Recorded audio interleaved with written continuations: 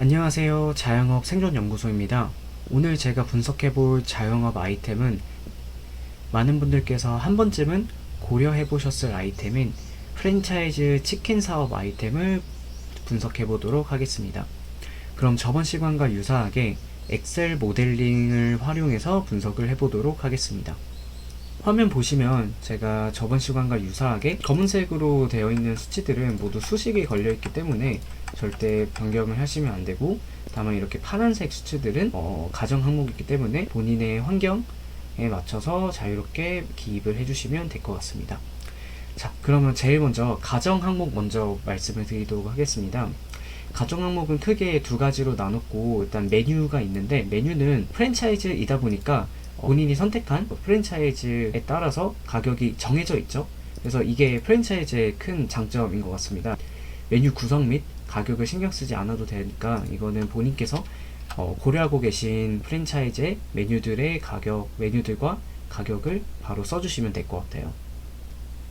그리고 더 나아가서는 이제 운영 관련해서 어느 정도 가정사항을 넣어 주셔야 되는데, 여기 보시면 뭐 본인의 성향에 맞춰서 테이블 수, 테이블당 평균 수용 인원, 그리고 결제 수수료 등등을 넣어 주시면 되고, 그리고 제가 여기서는 뭐 교촌치킨을 그냥 인터넷에 있는 데이터를 가지고 왔는데, 뭐 인테리어 가격, 그리고 한 달 가맹비, 교육비, 로열티 등등이 이제 각 프랜차이즈에 따라서 조금 달라지겠죠.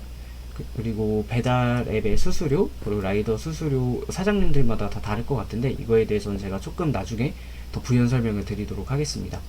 그리고 한 달에 며칠 영입을 할 건지, 대부분 30일 다 하는데 그게 아닐 수도 있으니까 본인의 상황에 맞춰서 넣어주시면 될 것 같고, 시급이랑 부가세도 넣어주시면 될 것 같아요. 자, 그러면 일단은 창업 비용 먼저 보도록 하겠습니다. 저희가 월세 계약을 할 때 보증금이 필요하죠. 근데 본사, 즉 프랜차이즈 본사에 넣는 거는 없다라고 생각을 하고 진행을 해보도록 할게요. 그리고 월세는 대충 200만 원인데 인테리어 도중에 한 달 동안 월세가 발생한다는 가정하에 이거를 기입을 했습니다. 그리고 인테리어 가격은 여기 저희가 가정사항에 넣었었던 7천만 원을 그대로 가져오게끔 수식을 넣어놨습니다. 그리고 권리금은 없다고 생각을 할게요. 왜냐면 신규 프랜차이즈 사업을 하는 거니까. 추가적으로 요 인테리어 관련해서 몇 가지 말씀을 드리자면, 대부분의 치킨 프랜차이즈 사업자들이 요 인테리어 안에 바닥, 뭐 가구뿐만 아니라 주방 설비들도 대부분 다 포함이 되어 있습니다. 예를 들어서 뭐 치킨 튀김기, 주방 설비 등등이 다 되어 있어서 이게 큰 장점이자 단점일 것 같아요. 그리고 본인 스스로 했었을 때 솔직히 말해서 인테리어 업자들한테 사기를 당할 수도 있고, 그리고 여러 가지 많은 문제들이 생길 수도 있죠. 내가 원하는 대로 안 해줄 수도 있고. 그렇기 때문에 이게 장점이긴 한데, 반대로 단점은 내가 원하는 대로 할 수가 없고, 그리고 생각보다 좀 비쌀 수가 있어요. 모든 프랜차이즈 사업자들이 거의 대부분 요 가맹 단계에서 인테리어, 가맹비, 교육비를 통해서 매출을 일으키는데, 저는 개인적으로 인테리어 가격이 막 정말 터무니없이 비싸지 않다면 오히려 프랜차이즈를 통해서 인테리어 하는 게 더 합리적일 수도 있다라고 생각을 합니다. 그래서 근데 이거는 상마다, 그리고 인테리어 가격마다, 업종마다 다 다를 것 같기는 해요. 네, 그럼 다시 돌아와서 인테리어에 거의 다 대부분 포함이 되지만 포함이 되지 않는 항목들도 있을 것 같아요. 예를 들어서 뭐 컴퓨터가 치킨집에 필요할 수 없을 수도 있지만 뭐 필요할 수도 있겠죠. 그래서 이런 거 넣어놓고, 전화기, 뭐 공기청정기 필요하면 넣고 안 하면 그냥 없애버릴 수도 있겠죠. 이렇게 영어로 해서. 더 나아가서 뭐 포스기기, 청소기 등등, 그리고 주방 설비에 포함이 안 되어 있는 것들이 있을 수 있으니까 이런 것들은 사장님들의 상황에 맞춰서 기입을 해주시면 될 것 같습니다. 자, 그럼 이제 다음으로는 비용으로 넘어가도록 하겠습니다. 비용을 볼 때는 일단 가장 먼저 요 라이더 수수료 부담률과 원가 산정 방식을 맨 위에 넣어놨는데, 이거에 대해서는 제가 추후에 조금 더 설명을 드리도록 하겠습니다. 일단은 저희가 고정비랑 변동비 먼저 말씀을 드리도록 할게요. 자, 고정비에는 크게 이렇게 5가지의 항목이 있죠. 월세, 저희가 방금 전에 기입했었던 그 값을 그대로 가지고 오고, 관리비, 보험료는 뭐 본인의 가게에 맞춰서 넣어주시면 될 것 같고, 인건비는 제가 추후에 설명을 드리도록 하겠습니다. 와이파이는 뭐 대충 10만원을 넣어놨고, 그리고 변동비 관련해서는 크게 이렇게 5가지가 있는데, 원가는 제가 추후에 더 부연 설명을 드리도록 하고, 마케팅은 제가 넣지 않았어요. 왜냐면 이게 프랜차이즈 사업의 또 장점이기도 한데, 본사에서 마케팅을 해주는 경우가 많다 보니까 마케팅은 일단 영어로 넣었죠. 물론 몇몇 프랜차이즈에서는 가맹점주들에게 마케팅비 부담을 요구하는 경우가 있기는 한데, 일단은 영원으로 넣어놨고, 결제 수수료는 전체 매출에 연동되게끔 수식을 넣었고, 소도 강력이랑 기타도 넣어놨습니다. 그리고 추가적으로 아무래도 대부분의 치킨 자영업자분들이 이제 배달 매출의 비중이 매우 크다 보니까 배달앱 수수료와 라이더 수수료가 굉장히 많은 걸로 알고 있습니다. 그래서 그 부분에 대해서는 제가 조금 나중에 더 부연 설명을 드리도록 하겠습니다. 자, 그러면 일단은 인건비에 대해서 좀 말씀을 드릴게요. 인건비는 제가 이전에 카페 했던 것처럼 시간대를 크게 3가지로 나눴고, 오픈 시간대 오후 12시부터 오후 5시까지로 했고, 그 다음에 피크 시간대인 오후 5시부터 오후 8시, 그리고 마감 시간인 8시부터 12시, 이렇게 3가지 시간으로 나눴고, 필요 인력수는 1명, 2명, 1명으로 넣었어요.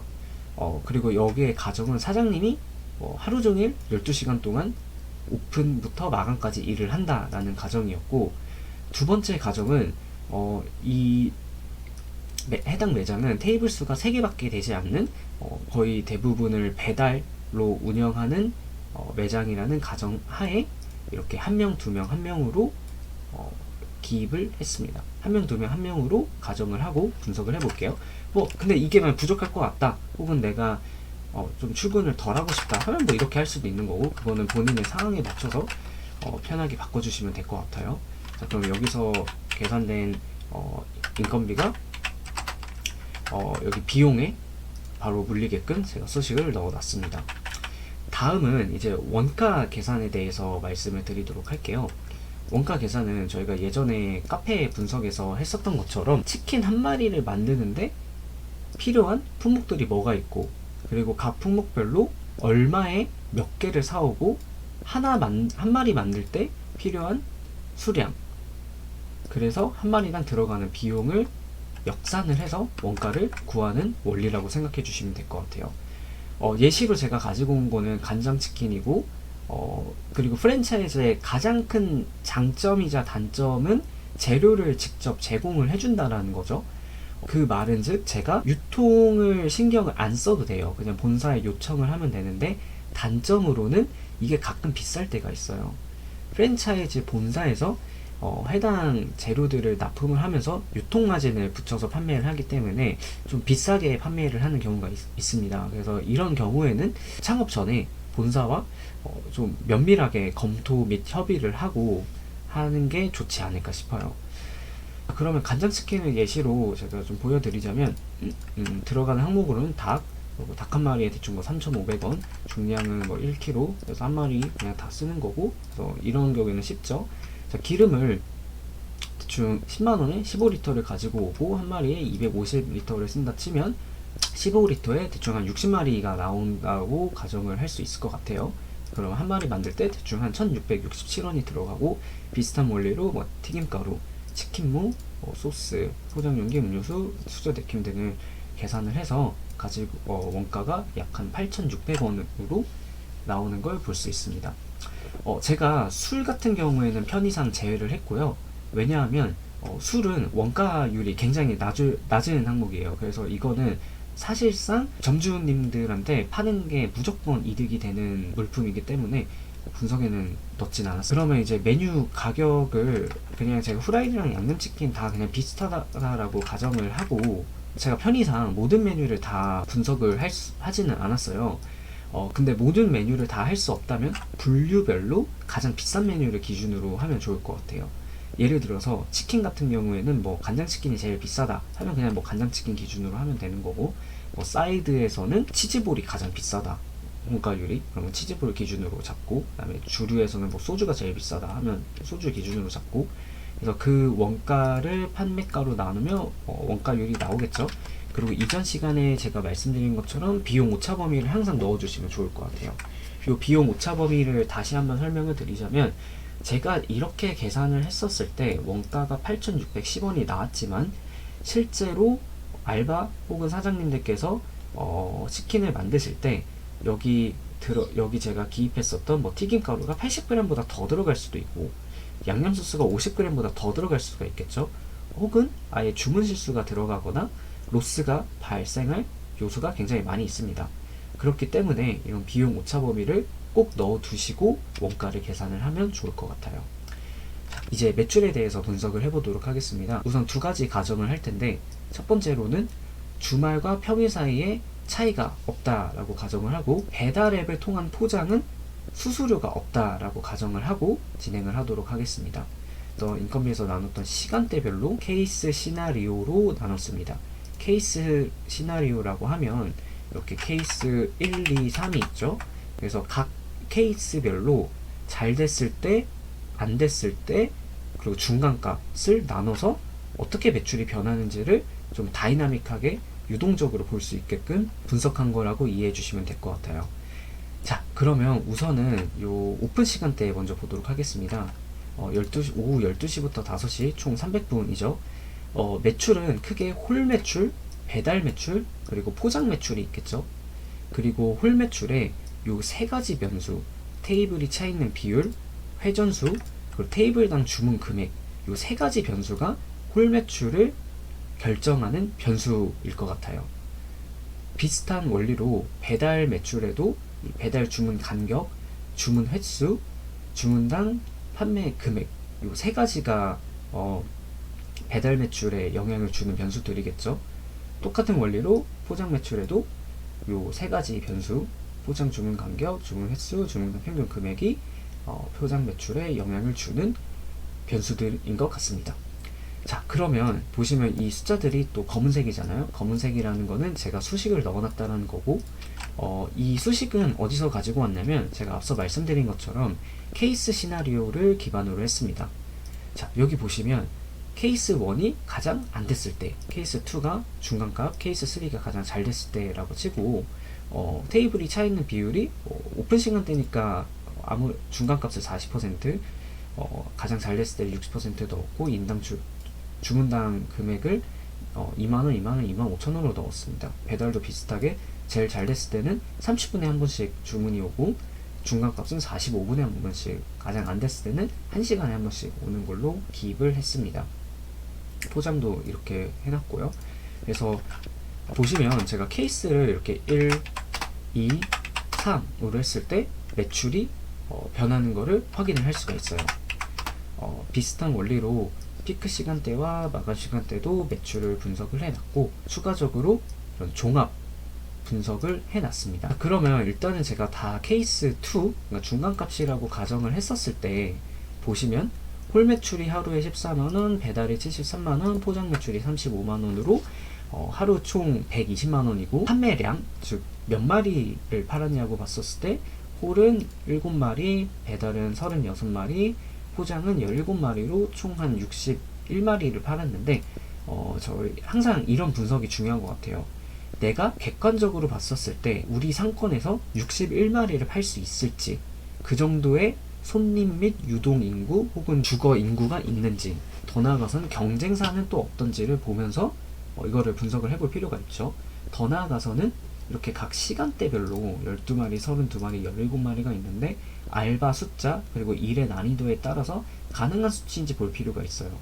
그냥 예시로 5시부터 8시 가장 피크 시간인 3시간 동안 총 32마리를 팔았다라는 거는 1시간에 10마리를 팔았다라는 거고, 그 말은 즉 6분당 1마리를 튀겨야 된다는 말이에요. 그리고 저희가 알바는 2명, 그리고 사장님까지 있다면 총 3명인 거죠. 3명이 6분당 1마리를 튀길 수 있을까를 냉정하게 판단을 해 주셔야 돼요. 그리고 그 냉정한 판단에는 본인 가게에 그 튀김기가 몇 개가 있는지, 더 나아가서는 본인들의 숙련도가 어떻게 되는지, 종합적으로 이런 것들을 분석을 해주시면 좋을 것 같습니다. 그리고 물론 여기 제가 케이스에 넣은 숫자들은 그냥 랜덤하게 임의로 넣은 숫자들입니다. 그래서 이런 숫자들도 사장님들께서 본인의 가게의 환경 및 목표에 맞춰서 자유롭게 변경해 주시면 좋을 것 같아요. 뭐 예를 들어서 나는 조금 보수적으로 잡고 싶다라고 하면 배달 오는 간격이 아무리 피크 시간이라도 15분이 아니라 뭐 30분으로 할 수 있겠죠. 그러면 이렇게 판매량이 확 줄어드는 걸 볼 수가 있어요. 이어서 이제 배달앱 수수료랑 라이더 수수료에 대해서 말씀을 드리도록 하겠습니다.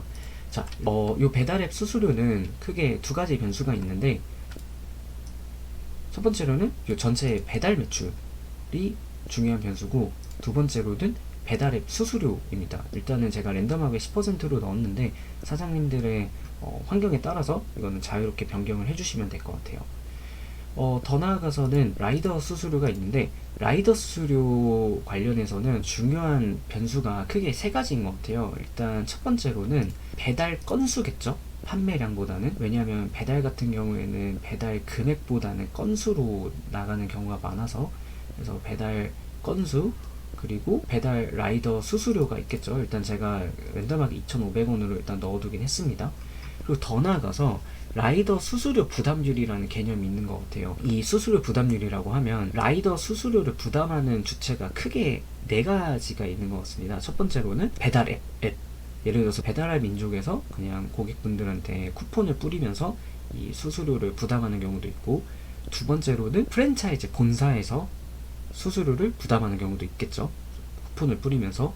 세 번째로는 점주님들이 쿠폰을 뿌리면서 부담을 하는 경우도 있고, 마지막은 그냥 고객분들한테 전가를 하는 경우가 있는 것 같아요. 이거는 다 상황마다 다르기 때문에 저는 일단은 그냥 50%로 넣었는데, 이거는 그냥 본인의 상황에 맞춰서 나는 그냥 내가 다 부담을 하겠다 하면 이제 100%를 넣는 거고, 나는 그냥 고객한테 다 전가를 시킬 거다 하면 0%를 넣는 거고, 근데 저는 일단은 50% 기준으로 하면 대략 이런 라이더 수수료가 나온다고 보시면 될 것 같아요.